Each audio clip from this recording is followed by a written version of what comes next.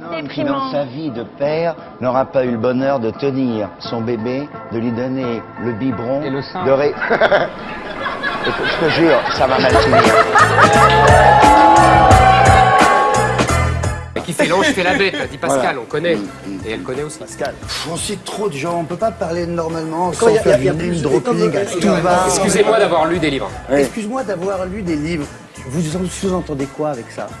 Je dirais que vous me reprochez de citer des auteurs. Très bien. Je préfère citer des auteurs que me les approprier sans les citer. Et ensuite, c'est pas de la vanité, c'est simplement que j'estime du respect pour ces auteurs que je respecte.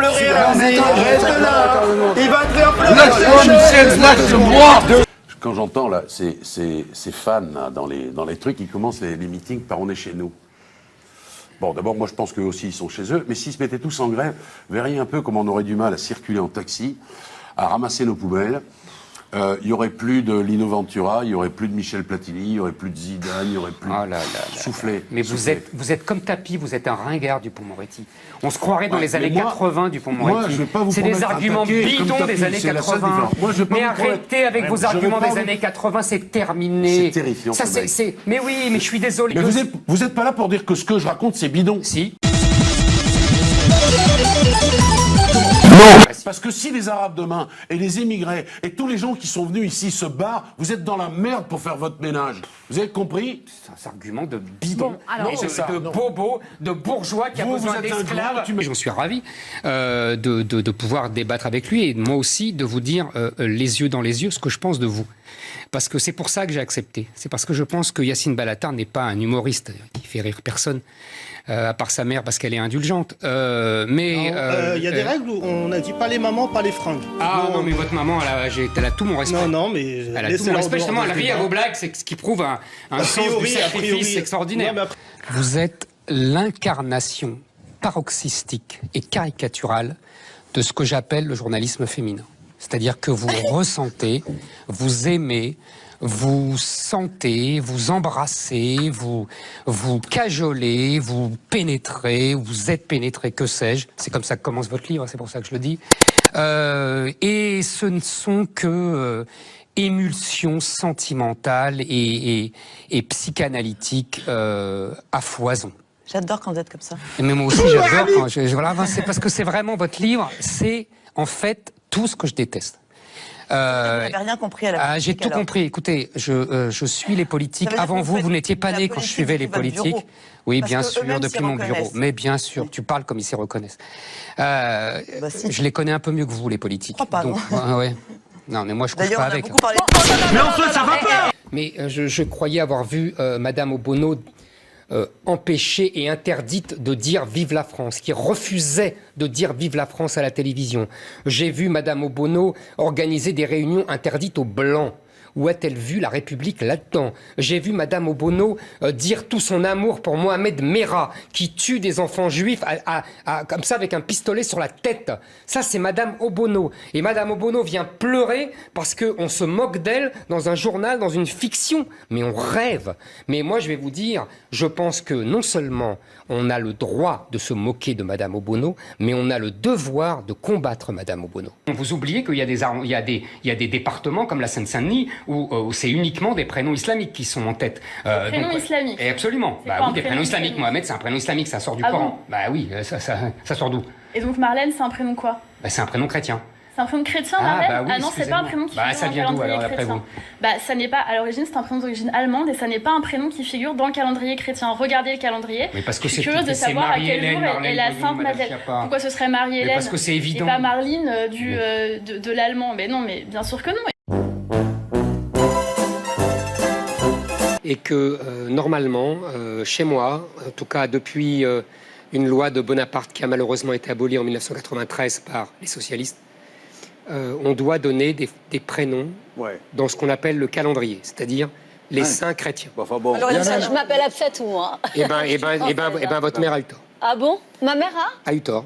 Elle a eu tort? Vous voudriez qu'elle m'appelle Marie ou des prénoms qui ne lui inspirent absolument rien? Absolument. Non, mais vous vous rendez C'est compte. exactement ce que je veux. S'il te plaît. C'est exactement ce Vous que je veux. voudriez donc que je m'appelle comment? Corinne, ça vous irait très bien. Vous trouvez que Corinne, ce serait pas mal? Ça serait parfait. Ce type, Il faut empêcher les capitaux de circuler les de la hommes de manière, circuler. combattre le capitalisme et permettre la mobilité qui est, Bah, à voyons. mon avis, une richesse du monde moderne. C'est bien ce que je dis, de vous le êtes faire. l'idiot utile du capitalisme mondialisé. Mais je vois pas le rapport Mais de si, l'idiot parce que utile. vous permettez aux patrons d'embaucher des gens à des salaires ridicules. Non, et de- justement, si vous me permettez de terminer, Mais si je vous vous en prie. régularisez les sans-papiers, si vous leur donnez des droits, il n'y a plus cette possibilité d'avoir des bataillons de main-d'œuvre corvéables à merci qui Mais s'opposent. c'est sans fin. Je peux terminer Mais parce Qui s'opposent justement et qui font tirer vers le bas l'ensemble des salariés. mais Prenez vous- dans le bâtiment. mais vous ne comprenez Dans le pas. bâtiment. Mais c'est vous qui ne comprenez Mais pas du tout. Dans le Il y a des bâtiment, monsieur centaines de Zemmour. millions de gens qui se baladent dans le monde, donc on virera vos sans-papiers régularisés pour les remplacer par d'autres sans-papiers. Mais non, C'est parce qu'on marrant, va les vous signalez. régulariser, vous comprenez vraiment Mais alors rien, après- hein. Bisous, bisous, gentil bisounours, un gros bisou, y a rien de plus fou. Alors, il faudrait savoir qu'est-ce que les aspirations réelles des femmes. Ça serait une bonne question. Vous savez, Freud disait déjà qu'est-ce qu'elles veulent. C'est une vieille histoire.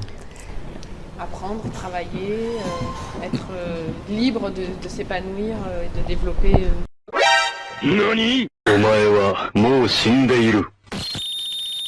Leur cerveau. Alors, travailler, elles ont toujours travaillé. Dans l'histoire de l'humanité, elles ont toujours travaillé. Les femmes qui ne travaillent pas, c'est... Enfin, j'exclus le travail au champ. Et pourquoi vous excluez le travail au champ? Parce que je vous parle de développement intellectuel. Mais toute l'humanité travaille. Alors les hommes ne travaillaient pas alors avant. Ils étaient tous au champ. Non, mais je vous parle d'une certaine classe sociale qui détient entre guillemets l'intelligentsia en fait. Voilà, c'est ça dont je vous parle. Mais vous La littérature, les sciences. Et vous croyez que les femmes en étaient exclues? Mais je vais vous prêter des livres sur l'histoire du XVIIe siècle, du XVIIIe siècle. Vous allez voir que les femmes en sont nullement exclues. Vous allez voir que Madame du Deffand correspond avec Voltaire d'égal à égal. Vous allez voir que Madame du Châtelet, pareil avec Voltaire, elle n'est pas du tout minorée. Vous allez voir que les femmes qui reçoivent Rousseau ne sont pas du tout ridiculisées. Mais c'est des femmes d'exception peut-être. Mais les hommes aussi étaient d'exception. C'est ça qui m'énerve à chaque fois dans ce type de discussion. C'est qu'on croit que d'un côté, il y a les hommes, et les hommes, ils lisaient tous des livres. Ah ouais, le paysan dans le Quercy, c'est sûr qu'il avait une bibliothèque extraordinaire au XVIIe siècle. Il bouffait même pas des patates, il crevait de faim, il travaillait comme un chien. Mais vous croyez qu'il avait la belle vie, lui? Il faut arrêter avec ça. Les femmes ne sont pas plus... comment dire elles n'ont pas plus souffert que les hommes, au contraire. C'est ça la grande bataille idéologique d'aujourd'hui? J'ai écouté l'homélie du père Attali et je suis encore un peu ébloui. Il y a les méchants et les gentils. Il y a les vilains qui veulent la pureté, la purification, l'horreur, quasiment le nazisme. Et puis il y a les gentils qui sont bienveillants, qui sont altruistes. Oh, c'est beau, sauf que ça n'existe pas, monsieur Attali. Surtout, ça fait fi de ce qu'on est, non pas de ce qu'on devient, mais de ce qu'on est. Auguste Comte disait « Les morts gouvernent les vivants », monsieur Attali. Et Raymond Aron ajoutait « L'histoire est tragique ». Et ça, vous l'oubliez. Vous parlez pour un homme hors sol. Vous parlez pour un homme qui passe sa vie dans les aéroports. Mais ça, il n'existe pas, à part vous, monsieur Attali. Il y a des gens qui sont là depuis 1000 ans, et qui ont envie d'être là encore 1000 ans, et qui n'ont pas envie d'être métissés, monsieur Attali. Excusez-les, ils n'ont pas envie. Ils n'ont pas envie d'être submergés, ils n'ont pas envie d'être remplacés. C'est con, hein, je reconnais, c'est bas et c'est pas tellement altruiste. Mais c'est leur vie. Vous comprenez? Et ils n'ont pas envie que monsieur Attali, le père Attali, vienne leur dire vous êtes des nuls, vous êtes des médiocres, vous êtes des racistes, vous êtes des xénophobes, vous n'êtes pas des bienveillants. Eh ben non, ils ne sont pas bienveillants. Parce que les autres non plus ne sont pas bienveillants.